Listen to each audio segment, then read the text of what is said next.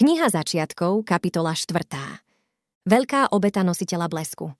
Barkan, Zér a Džervin prišli na planinu Eriby s prvými svetlami úsvitu. Tam ich očakával neobyčajný obraz. Bol zapálený veľký oheň. Za ním sedel v meditačnej polohe Orest s očami zavretými, hlavou zahalenou kapucňou svojho hnedého rúcha. Džervin ho okamžite spoznal podľa jeho dlhej kučeravej striebrosivej brady a jedinečného svetla v jeho aure. Ran Gereset, jeho syn, meditoval po jeho pravici, Ezrevin a mladý Melchart po jeho ľavici. Orest, veľmajster hromu, použil celú svoju silu. Spievajúc starodávne hymny zákona, prebudil obrovský stĺp svetla, ktorý vychádzal z hranice a stúpal vysoko do neba, kde mizol v sivých hmlách.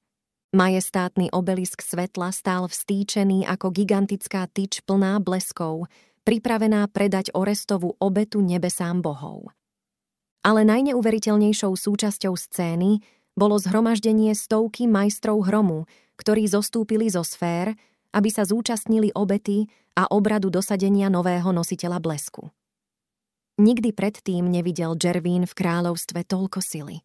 Oblečení vo svojich dlhých, hnedých rúchach stáli nehybne a mlčky v dvoch radoch, ktoré vyznačovali širokú uličku, ktorá začínala hranicou. Stojac navzájom tvárou v tvár, priestor medzi nimi sa zmenil na koridor neskutočných zábleskov a rýchlo sa pohybujúcich farebných svetiel. Och môj Bože, Džervinovi vyhrkli slzy úcty. Tu sú niektorí z nositeľov blesku, ktorí ťa predchádzali, Džervin. Každý z nich bol veľmajstrom hromu. Barkan Zér pomaly viedol Džervina ku vchodu osvetlenej uličky. Prišli, aby na teba preniesli svoje sily. Planina Eriby bola veľkým prázdnym priestorom bez stromov. Na miestach, kde bola planina predtým zelená a bujná, bola teraz holá a sivá.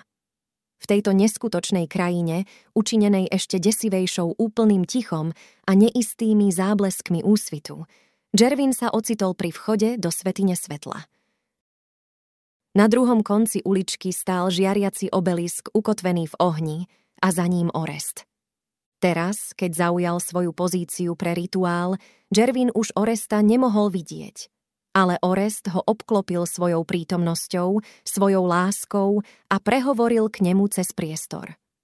Džervin, moje dieťa v hrome a drahý priateľ, nadišiel veľký deň. Všetka sláva učiteľovi, odovzdal Džervin svoje poďakovanie, ako to robieval vždy, keď stretol svojho majstra. Ale tentokrát nevyslovil slová s radosťou. Ešte nie celkom vyrovnaný s týmto nečakaným zvratom osudu, jeho srdce bolo ťažké. Chcel by som byť silnejší, Orest.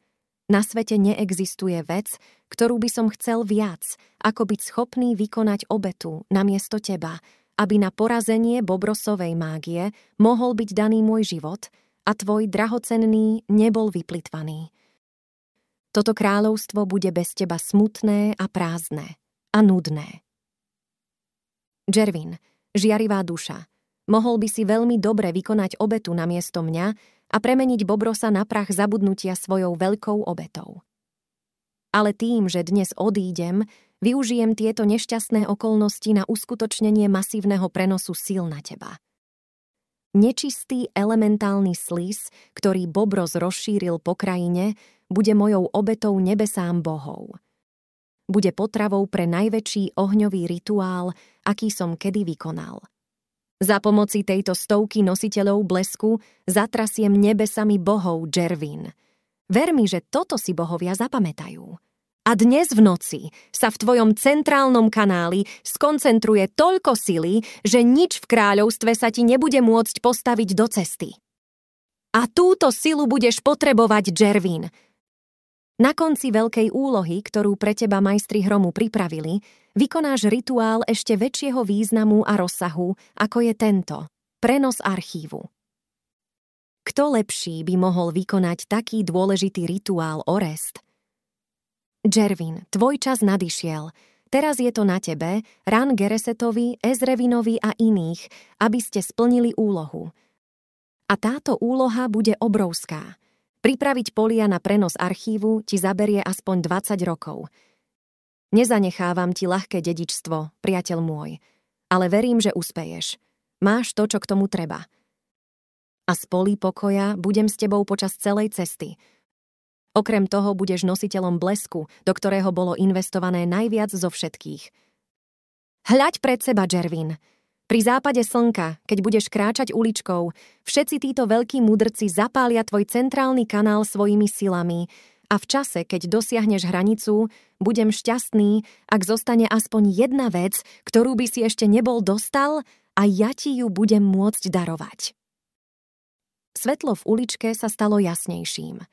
Na pozadí mesačno-strieborných, kremeňovo-ružových a tmavo-zafírových odtieňov bielomodré stĺpy, podobné bleskom, divoko preskakovali od jedného majstra hromu k druhému.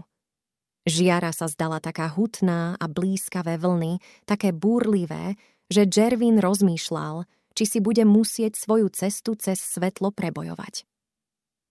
Jervin, je veľa vecí, ktoré by som ti chcel povedať, ale čas sa blíži.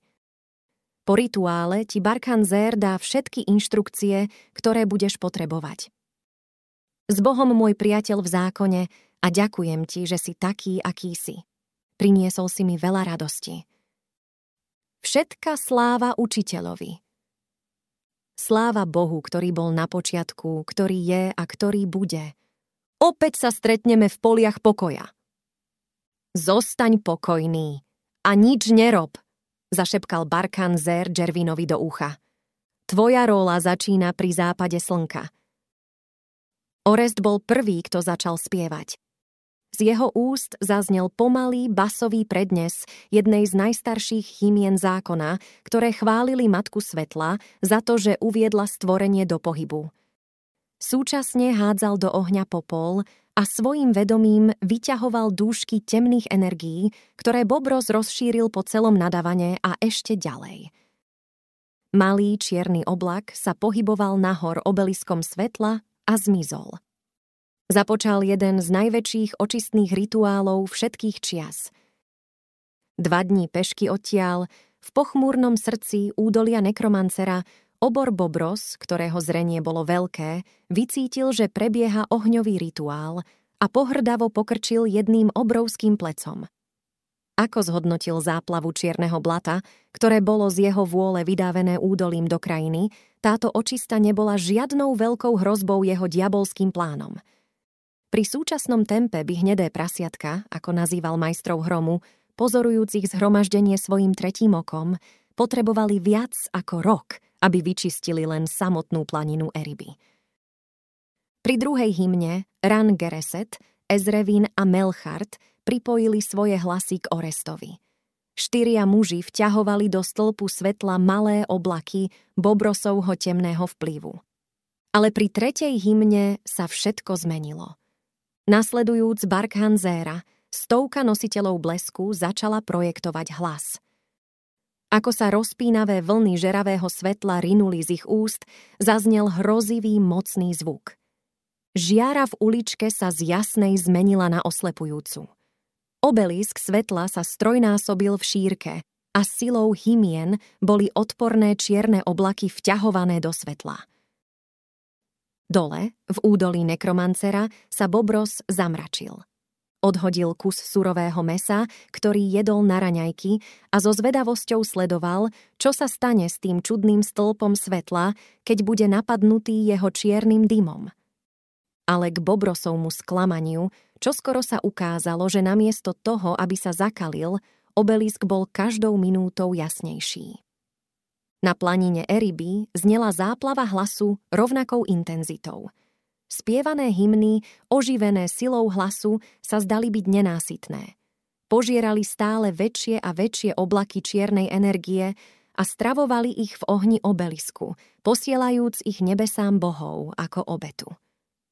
Čoskoro sa stĺp svetla natoľko rozšíril, že Orest a jeho učeníci ním boli pohltení a ďalej rástol, až kým neuzavrel celú uličku a 100 nositeľov blesku, Barkhan Zera a Jervina s nimi.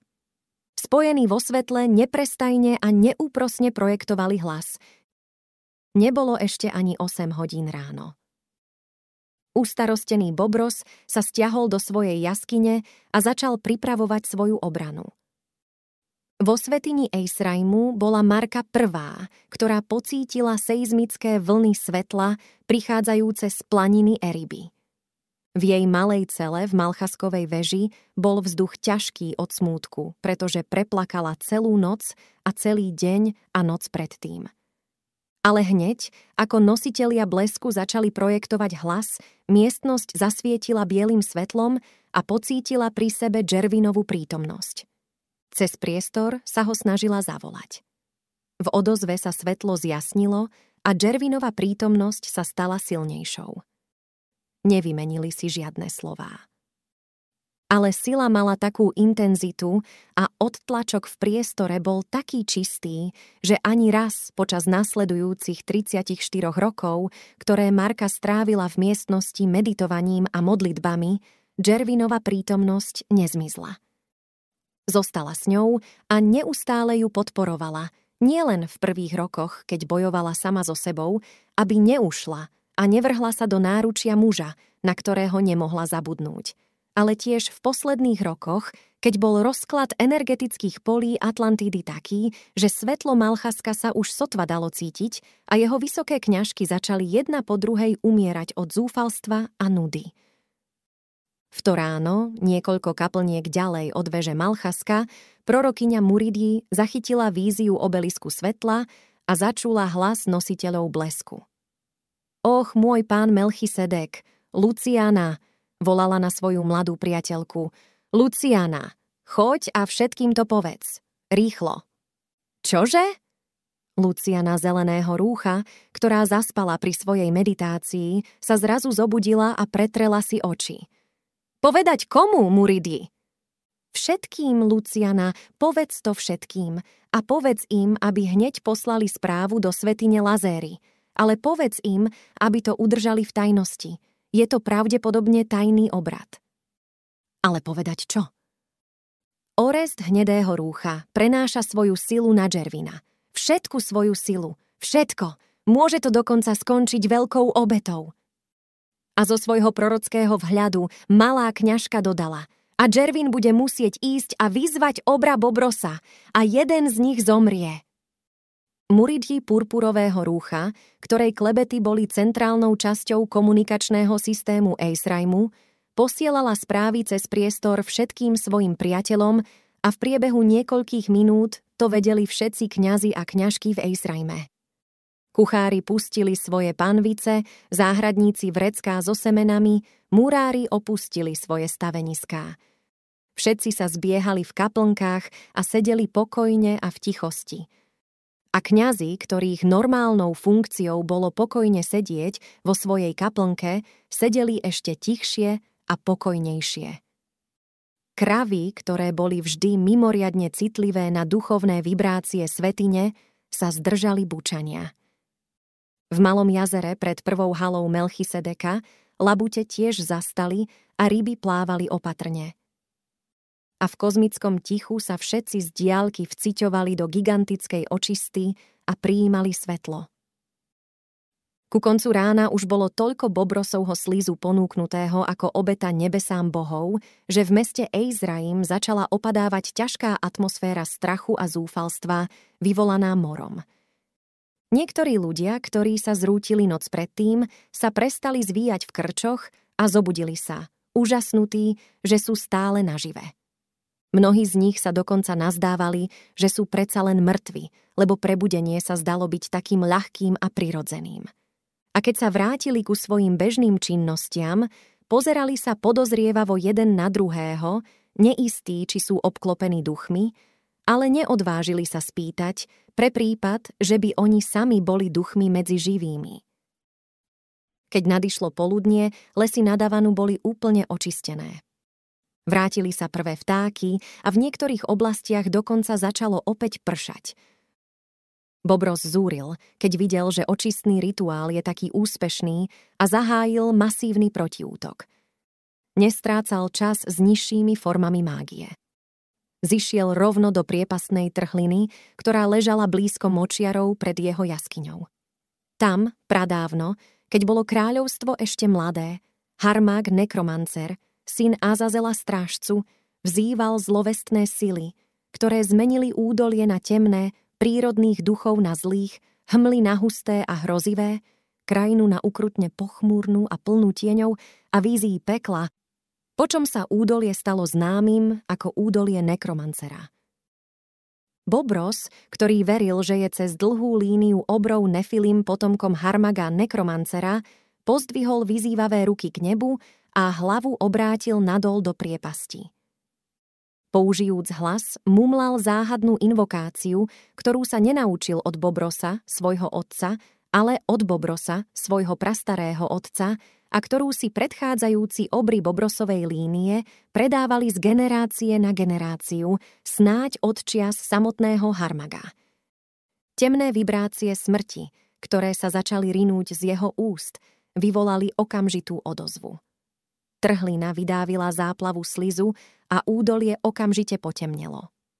Zúrivé vetry bičovali močiare k jasavému nadšeniu zlých prírodných duchov, ktorí od čias Harmaga úplne potratili rozum a tešili sa, len keď na dohľad cítili katastrofu.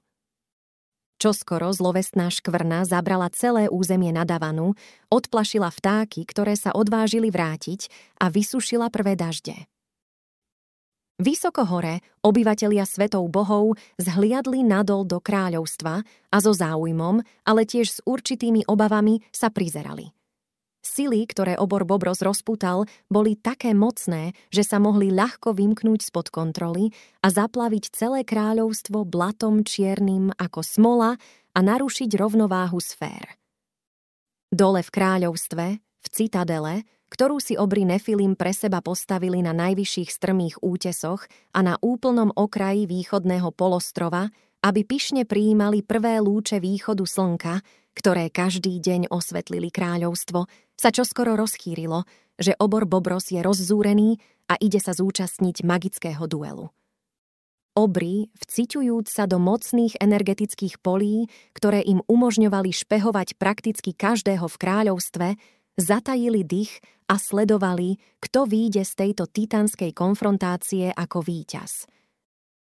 Ani z hora, ani z dola, z ničoty, v ktorej navždy prebýva, Ahriman, knieža temnôt, sa so záujmom prizeral, pripravený udrieť ako dravec v noci.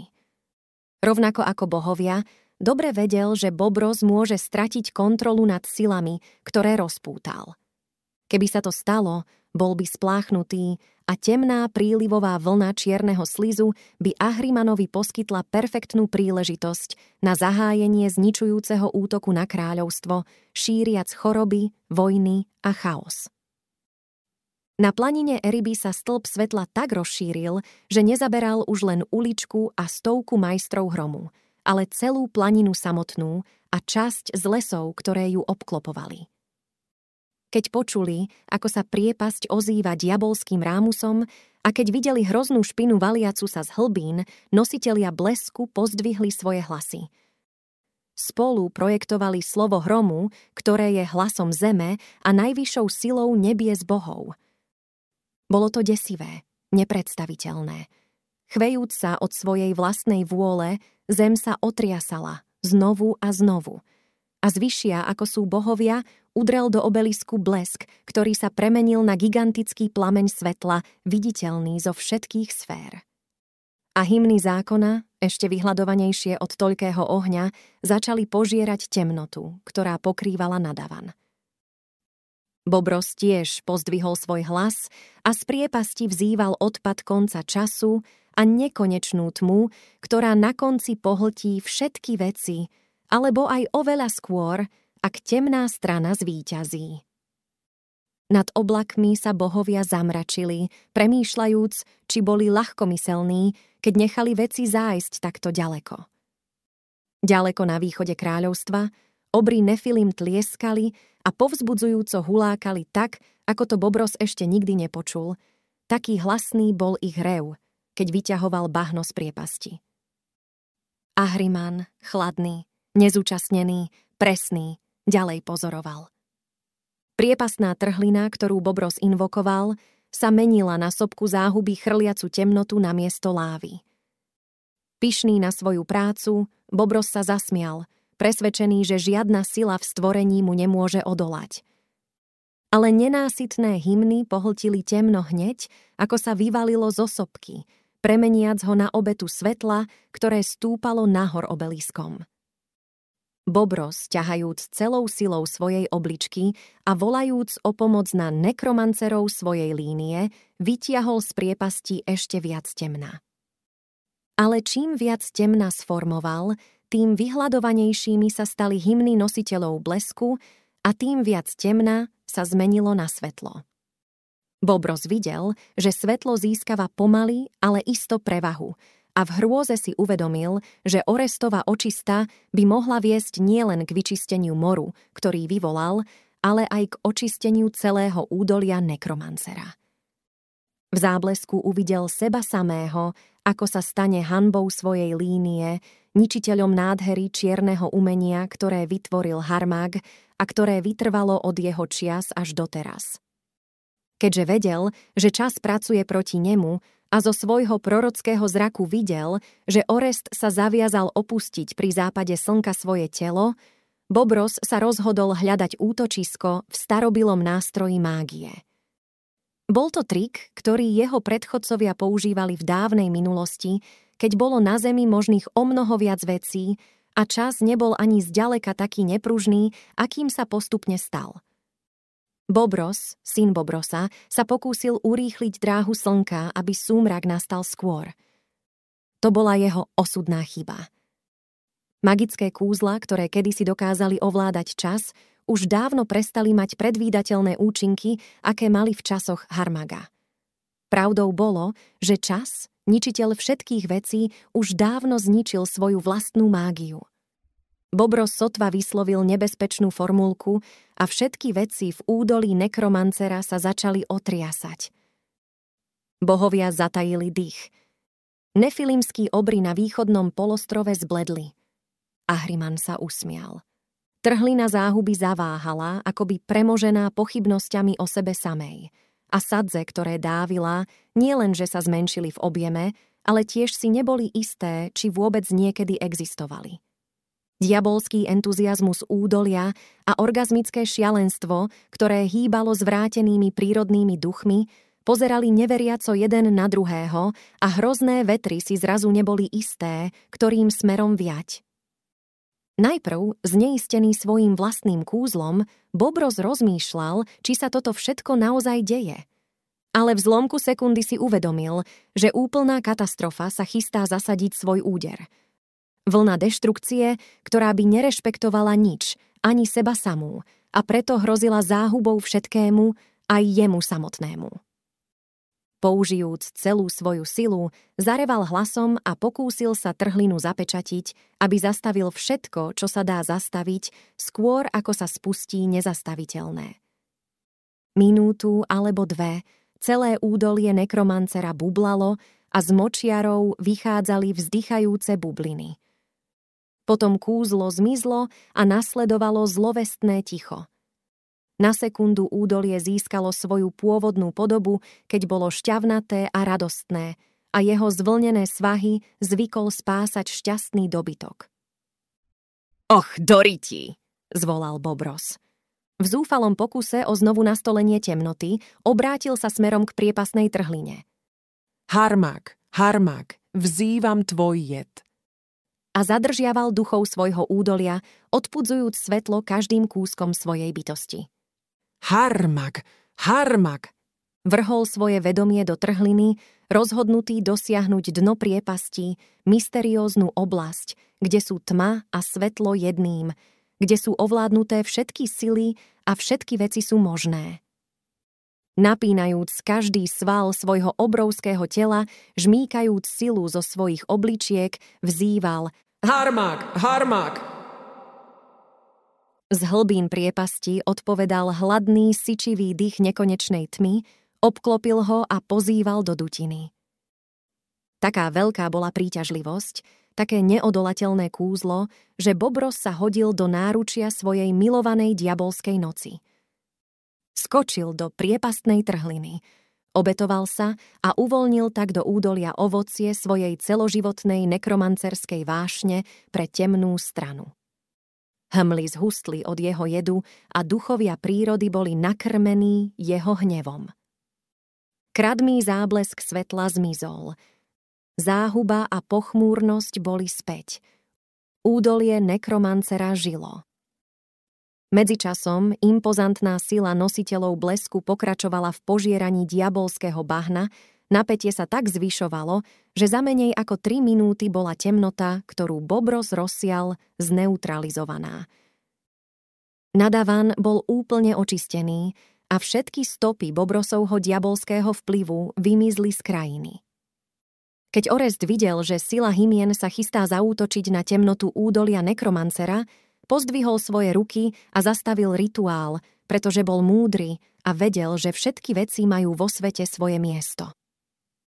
Údolie bolo nositeľkou starobilých síl a kvôli jedinečnosti svojej energie si zaslúžilo rešpekt. Víťazstvo bolo úplné, v každom ohľade. Z nečistých vibrácií, o ktorých si Bobros myslel, že nimi môže otráviť Eizraim a susediace kraje, nezostalo nič. Nositelia blesku stíchli. Bytosti v nebesách tlieskali, pripravené prijať Oresta ako hrdinu medzi bohmi a ľuďmi. Na východnom polostrove obry, rozúrení porážkou svojho šampióna, revali od zúrivosti a prisahali pomstu. V ničote Ahriman pokrčil plecami, nedotknutý, a pokračoval vo svojich plánoch nekonečnej temnoty. Vyhrali sme, Luciana! Triumf! Hulákala prorokyňa Muridy. Luciana si nebola celkom istá, čo sa vlastne vyhralo, ale premožená neodolateľným pocitom víťazstva sa postavila a tlieskala. A všetky kňažky jej kaplnky ju nasledovali, nahlas sa smiali a gratulovali jedna druhej. Vďaka Muridy zvesť čoskoro dosiahla všetky kaplnky vo svätyni Eizraimu a každý velebil Oresta hnedého rúcha za to, na čo sa spomína ako na očistu Eriby.